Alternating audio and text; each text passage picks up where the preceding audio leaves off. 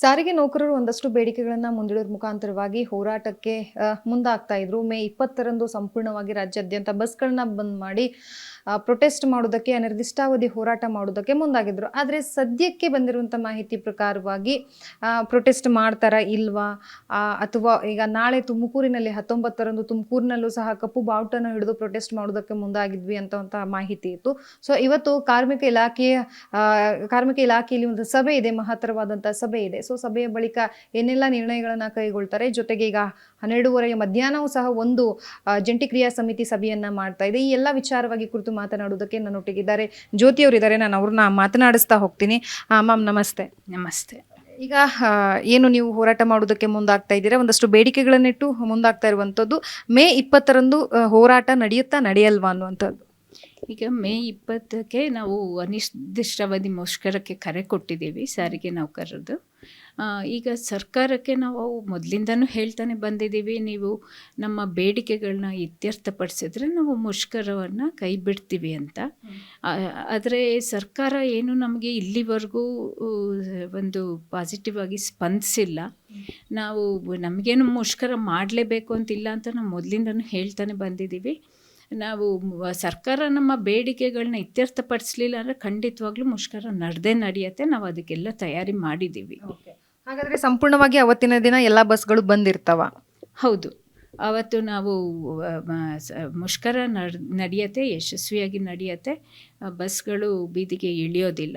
ಆದರೆ ಈಗ ಮ್ಯಾನೇಜ್ಮೆಂಟ್ ಮೇಲೆ ಒತ್ತಡ ಹೇರಿ ಸರ್ಕಾರ, ಸಾರಿಗೆ ಸಚಿವರು ಮತ್ತು ಇಡೀ ಸರ್ಕಾರ ಒಂದು ನಮ್ಮ ನೌಕರರಿಗೆ, ಸಾರಿಗೆ ನೌಕರರಿಗೆ ತುಂಬ ಹೆದರಿಸ್ತಾ ಇದೆ, ಬೆದರಿಕೆ ತಂತ್ರವನ್ನು ಒಡ್ಡಿದೆ.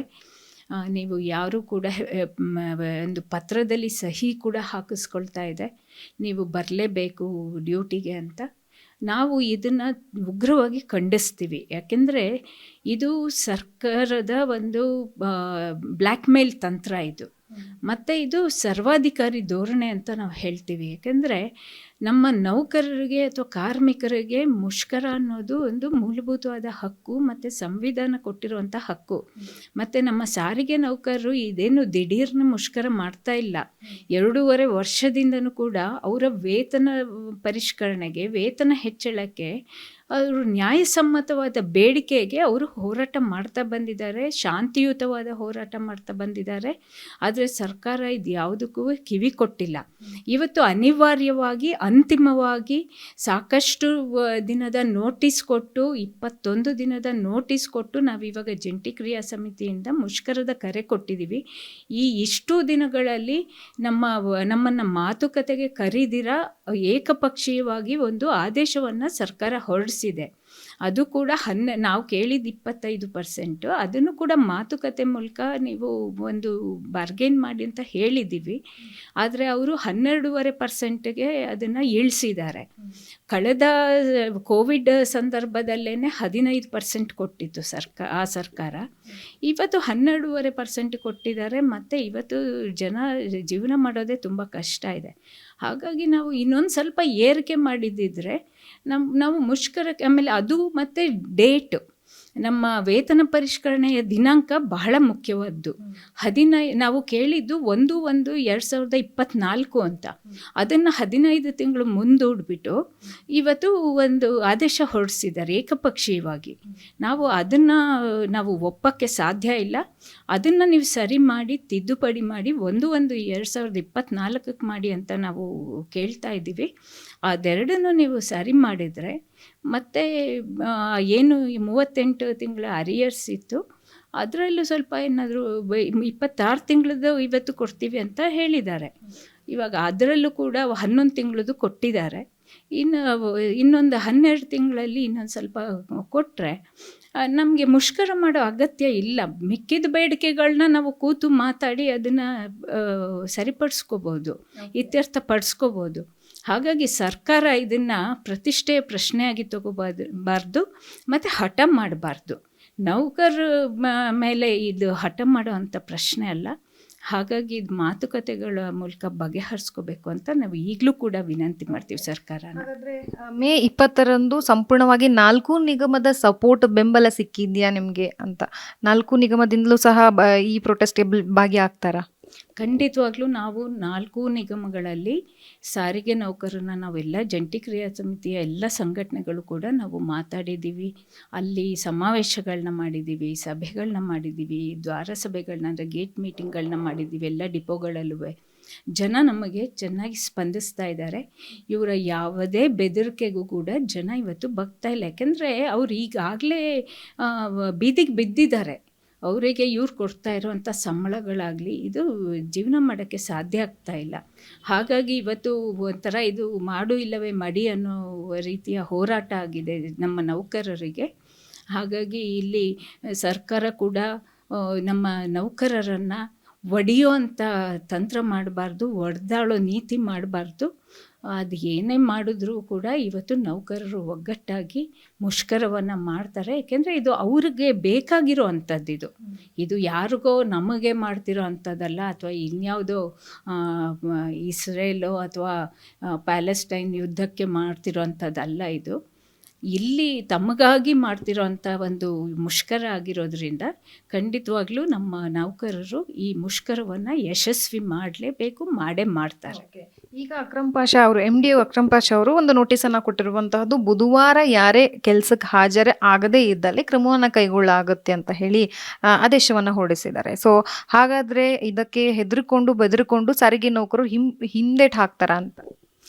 ನಾನು ನೋಡಿ, ಸರ್ಕಾರವನ್ನು ಕೇಳೋ ಅಂಥದ್ದು ಇಷ್ಟೆಲ್ಲ ಇವರು ಸರ್ಕಸ್ ಮಾಡೋ ಬದಲು ಆಮೇಲೆ ಈ ಮುಷ್ಕರದಲ್ಲಿ ಆಗುವಂಥ ಏನು ನಷ್ಟವನ್ನು ತಡೆಯೋಕ್ಕೋಸ್ಕರ ಇವರು ನಮ್ಮ ಜೊತೆ ಮಾತುಕತೆ ಮಾಡಿ ಅವರಿಗೆ ನಮ್ಮ ಸಾರಿಗೆ ನೌಕರರಿಗೆ ಏನು ದಕ್ಕಬೇಕಿತ್ತೋ ಅದನ್ನು ಕೊಟ್ಟುಬಿಟ್ಟಿದ್ದಿದ್ರೆ ಈ ಮುಷ್ಕರ ಮಾಡೋ ಅಂಥ ಅಗತ್ಯನೇ ಇರ್ತಿರಲಿಲ್ಲ, ಆ ಅನಿವಾರ್ಯತೆನೇ ಬರ್ತಿರಲಿಲ್ಲ. ಯಾಕೆ ಈ ಥರದ ಹಠದ ಧೋರಣೆ, ತಾರತಮ್ಯದ ಧೋರಣೆ ನಮ್ಮ ಸಾರಿಗೆ ನೌಕರರ ಮೇಲೆ ತೋರಿಸ್ತಾ ಇದೆ ಈ ಸರ್ಕಾರ ಅಂತ ನನಗೆ ಅರ್ಥ ಆಗ್ತಿಲ್ಲ. ನೋಡಿ, ಹಾಗೆ ನೋಡೋಕ್ಕೆ ಹೋದರೆ ಈ ನಾಳೆ ಅವರು ಸಾಧನಾ ಸಮಾವೇಶ ಮಾಡ್ತಾ ಇದ್ದಾರೆ. ಅವರ ಗ್ಯಾರಂಟಿ ಯೋಜನೆಗಳಲ್ಲಿ ಅದು ಏನು ಯಶಸ್ವಿಯಾಗಿದೆ ಅದನ್ನು ಅವರ ಪ್ರದರ್ಶನ ಮಾಡ್ಕೊಳ್ತಾ ಇದ್ದಾರೆ. ನಾವು ಇಷ್ಟು ಸಾಧನೆಯನ್ನು ಮಾಡಿದ್ದೀವಿ ಅಂತ ಹೇಳ್ತಾ ಇದ್ದಾರೆ. ಆದರೆ ನಿಜವಾಗ್ಲೂ ಸಾಧನೆ ಮಾಡಿರೋರು ನಮ್ಮ ಸಾರಿಗೆ ನೌಕರರು. ಅವರಿಗೆ ಕೊಡಬೇಕಾದದ್ದನ್ನು ಕೊಟ್ಟುಬಿಟ್ಟಿದ್ದಿದ್ರೆ ನಮ್ಮ ಸಾರಿಗೆ ನೌಕರರೇ ಹೇಳ್ತಾ ಇದ್ರು, ನಾವು ನಮ್ಮ ಸರ್ಕಾರ ಎಷ್ಟು ಸಾಧನೆ ಮಾಡಿದ್ಯಪ್ಪ ಅಂತ. ಅವರು ಇವ್ರು ಒಂದಿನ ಸಾಧನಾ ಸಮಾವೇಶ ಮಾಡಿದರೆ ನಮ್ಮ ಸಾರಿಗೆ ನೌಕರರು ಕೋಟ್ಯಾಂತರ ಜನನ ದಿನಾ ಸಾಗಿಸ್ತಾರೆ, ಪ್ರಯಾಣ ಮಾಡಿಸ್ತಾರೆ. ದಿನ ಹೇಳ್ಕೊಂಡು ಬರ್ತಿದ್ರು, ನಮ್ಮ ಸರ್ಕಾರ ಇಷ್ಟು ಸಾಧನೆ ಮಾಡಿದ್ಯಪ್ಪ ಅಂತ. ನಮ್ಮ ಸರ್ಕಾರ ಯಾಕೆ ಇದನ್ನು ಅರ್ಥ ಮಾಡ್ಕೋತಿಲ್ಲ, ಯಾಕೆ ರಾಜಕೀಯವಾಗಿ ಅರ್ಥ ಮಾಡ್ಕೊಳ್ತಿಲ್ಲ ಅನ್ನೋದು ನನ್ನ ಪ್ರಶ್ನೆ ಈ ಸರ್ಕಾರಕ್ಕೆ. ಹಾಗಾಗಿ ಇವ್ರು ಏನೇ ಬೆದರಿಕೆ ಒಡ್ಡಿದ್ರು ಕೂಡ ನಮ್ಮ ಸಾರಿಗೆ ನೌಕರರಿಗೆ ನಾವು ನಿಮ್ಮ ಮೂಲಕ ಒಂದು ಅಭಯವನ್ನು ಕೊಡ್ತೀವಿ, ಧೈರ್ಯವನ್ನು ಕೊಡ್ತೀವಿ. ಇವರು ಈ ಥರ ಮಾಡಿದರೆ ಮುಷ್ಕರ ಇನ್ನೂ ಮುಂದುವರಿಯತ್ತೆ. ಯಾಕಂದರೆ ಇವರು ಒಂದು ಚೆಂಡನ್ನು ನೀವು ಎಷ್ಟು ಜೋರಾಗಿ ಕೆಳಗಡೆ ಎಸಿತೀರೋ ಅದಷ್ಟು ಮೇಲಕ್ಕೆ ಪುಟಿಯತ್ತೆ.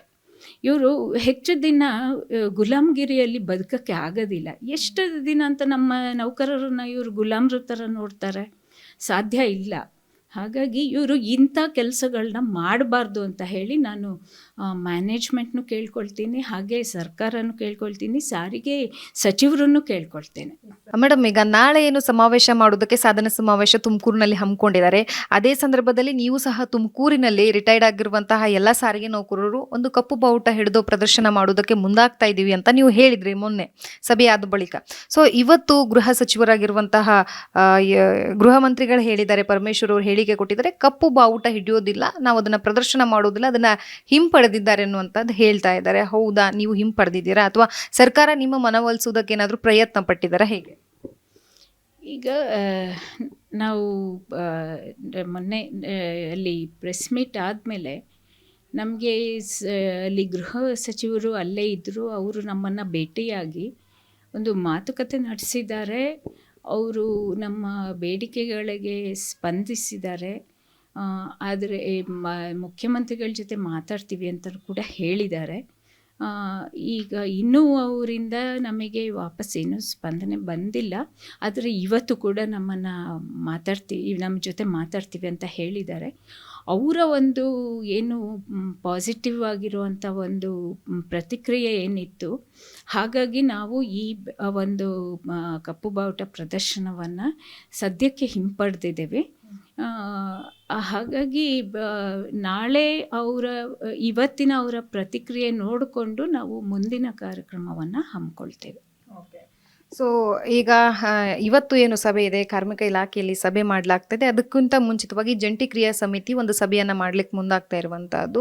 ಸೊ ಏನೆಲ್ಲ ವಿಚಾರಗಳು ಡಿಸ್ಕಷನ್ ಆಗುವಂಥ ಸಾಧ್ಯತೆ ಇದೆ? ಅದೇ ಇವತ್ತು ಒಂದು ಕನ್ಸಿಲೇಷನ್ ಸಂಧಾನ ಸಭೆ, ರಾಜಿ ಸಂಧಾನ ಸಭೆಗೆ ಸಾಮಾನ್ಯವಾಗಿ ಮುಷ್ಕರಕ್ಕೆ ನಾವು ನೋಟಿಸ್ ಜಾರಿ ಮಾಡಿದಾಗ ಕಾರ್ಮಿಕ ಇಲಾಖೆ ಇಂತಹ ರಾಜಿ ಸಂಧಾನ ಸಭೆ ಕರೆಯೋದು ಸಾಮಾನ್ಯ. ಅದು ಇನ್ನೂ ಸ್ವಲ್ಪ ಮುಂಚೆನೇ ಕರಿಬೇಕಿತ್ತು, ಆದರೆ ಇವತ್ತು ಕರೆದಿದ್ದಾರೆ. ಹಾಗಾಗಿ ಎಲ್ಲ ಸಂಘಟನೆಗಳನ್ನು ಕರೆದಿದ್ದಾರೆ. ಅಲ್ಲಿ ಅವರು ಹೇಳೋವಂಥದ್ದು ಈ ಮುಷ್ಕರವನ್ನು ಕೈ ಬಿಡಿ, ಆಮೇಲೆ ನಿಮ್ಮ ಬೇಡಿಕೆಗಳೇನಿದೆ ಅಂತ. ನಮ್ಮ ಬೇಡಿಕೆಗಳು ಏನಿದೆ ಅನ್ನೋದು ಕೂಡ ಅವರಿಗೆ ತಲುಪಿಸಿದ್ದೀವಿ. ಈಗ ಅವರು ಮ್ಯಾನೇಜ್ಮೆಂಟ್ ಕಡೆಯಿಂದನೂ ಬಂದಿರ್ತಾರೆ. ಸೊ ಅಲ್ಲಿ ನಮ್ಮ ಬೇಡಿಕೆಗಳಿಗೆ ಅವರು ಸ್ಪಂದಿಸುವಂಥ ಲಕ್ಷಣಗಳು ಇವತ್ತು ಇದೆಯೋ ಇಲ್ವೋ ಗೊತ್ತಿಲ್ಲ. ಸೊ ನಾವೀಗ ಮುಂದೆ ಏನು ಮಾಡಬೇಕು ಅನ್ನೋದನ್ನು ಇವಾಗ ಜಂಟಿ ಕ್ರಿಯಾ ಸಮಿತಿ ಸಭೆಯಲ್ಲಿ ಚರ್ಚೆ ಮಾಡ್ತೇವೆ. ಆಮೇಲೆ ಅಲ್ಲಿ ಮುಂದೆ ಏನು ಮಾಡಬೇಕು ಅನ್ನೋದು ತೀರ್ಮಾನ ಮಾಡ್ತೀವಿ. ಮತ್ತು ಈಗ ಮ್ಯಾನೇಜ್ಮೆಂಟ್ ನಡೆಸ್ತಿರೋ ಅಂಥ, ಅಂದರೆ ಸರ್ಕಾರ ಮ್ಯಾನೇಜ್ಮೆಂಟ್ ಮೇಲೆ ಏನು ಒತ್ತಡ ಹೇರಿ ನಮ್ಮ ಒಂದು ನಮ್ಮ ಮುಷ್ಕರವನ್ನು, ನಮ್ಮ ಕಾರ್ಮಿಕರ ಚಳುವಳಿಯನ್ನು ಹತ್ತಿಕ್ಕಕ್ಕೆ ಪ್ರಯತ್ನ ಮಾಡ್ತಿದೆ. ಅದಕ್ಕೆ ನಾವೇನು ಮಾಡಬೇಕು ಅನ್ನೋದನ್ನು ಕೂಡ ನಾವು ಇವಾಗ ಚರ್ಚೆ ಮಾಡ್ತೀವಿ. ಸಂಧಾನ ಸಭೆಯ ಬಳಿಕ ಏನು ಜಂಟಿ ಕ್ರಿಯಾ ಸಮಿತಿ ರಾಜಿ ಮಾಡ್ಕೊಳ್ಳೋದಕ್ಕೆ ಒಪ್ಕೊಳ್ಳುತ್ತಾ? ಅಕಸ್ಮಾತ್ ಸರ್ಕಾರ ನಿಮ್ಮ ಬೇಡಿಕೆಗಳನ್ನು ಸಂಪೂರ್ಣವಾಗಿ ಈಡೇರಿಸದಿದ್ದಲ್ಲಿ ಒಂದು 100% ಅಲ್ಲಿ ಒಂದು 50% ಏನಾದರೂ ಸಾರಿಗೆ ಇಲಾಖೆ ಸರ್ಕಾರ ಒಪ್ಪಿಗೆ ಕೊಟ್ಟರೆ ನೀವು ರಾಜಿ ಆಗ್ತೀರಾ? ಪ್ರೊಟೆಸ್ಟನ್ನು, ಮುಷ್ಕರವನ್ನು ಕೈ ಬಿಡುವಂಥ ಸಾಧ್ಯತೆ ಇದೆಯಾ? ನಾನು ಆಗಲೇ ಹೇಳಿದ್ನಲ್ಲ, ನಮ್ಮದು ಬಹಳ ಪ್ರಮುಖವಾದ ಬೇಡಿಕೆಗಳು ಈ ಡೇಟ್ ವಿಷಯ. ಯಾಕೆಂದರೆ ವೇತನ ಪರಿಷ್ಕರಣೆ ಮುಂದೂಡೋಕ್ಕೆ ನಾವು ಒಪ್ಪೋದಿಲ್ಲ. ನಮ್ಮದು 4 ವರ್ಷದ ಅವಧಿಯ ವೇತನ ಪರಿಷ್ಕರಣೆ ಅವಧಿ 4 ವರ್ಷ ನಮ್ಮದು. 81ರ ಕೈಗಾರಿಕಾ ಒಪ್ಪಂದದ ಪ್ರಕಾರ. ಹಾಗಾಗಿ ನಾವು ಅದನ್ನು ಯಾವುದೇ ಕಾರಣಕ್ಕೂ ಮುಂದೂಡೋಕ್ಕೆ ನಾವು ಬಿಡೋದಿಲ್ಲ. ಅದಕ್ಕೆ ಒಪ್ಕೋಬೇಕು. ಒಂದು. ಎರಡನೇದು 12.5%ಗೆ ನಾವು ಒಪ್ಕೊಳ್ಳೋದಿಲ್ಲ. ಅದು ವೇತನ ಹೆಚ್ಚಳ, ಅದನ್ನು 12.5%ಗಿಂತ ಜಾಸ್ತಿ ಮಾಡಬೇಕು.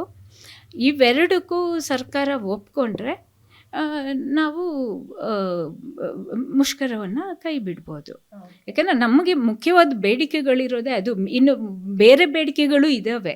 ನಾವು ಚಾರ್ಟರ್ ಆಫ್ ಡಿಮ್ಯಾಂಡ್ಸ್ ಅಂದರೆ ಬೇಡಿಕೆ ಪಟ್ಟಿಯನ್ನು ಕೊಟ್ಟಿದ್ದೀವಿ.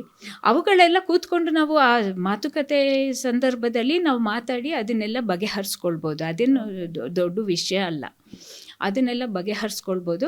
ಬಟ್ ಇವೆರಡು ಬಹಳ ಪ್ರಮುಖವಾದ ಬೇಡಿಕೆಗಳು. ಇವೆರಡೂ ಇತ್ಯರ್ಥ ಆಗೋ ತನಕ ನಾವು ಮುಷ್ಕರವನ್ನು ಕೈ ಬಿಡೋ ಪ್ರಶ್ನೆನೇ ಇಲ್ಲ.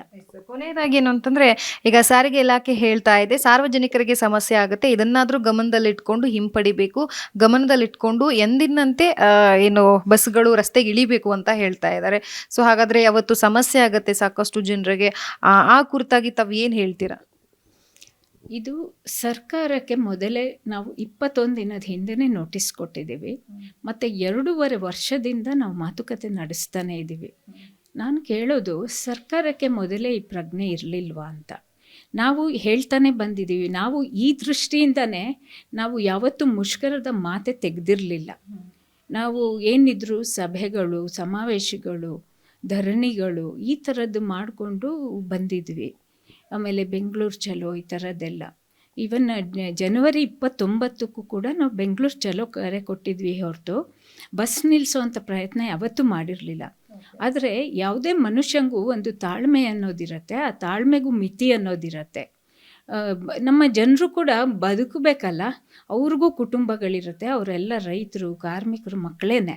ಅವ್ರು ಯಾರು ಕುಬೇರರ ವಂಶದವರಲ್ಲ. ಅವರು ಇಲ್ಲ ದುಡ್ಡು ಸಾಕಷ್ಟು ಇಟ್ಟಿರ್ತಾರೆ, ಅವರು ಅದರಲ್ಲಿ ಜೀವನ ಮಾಡ್ಬೋದು ಅನ್ನೋದಕ್ಕೆ.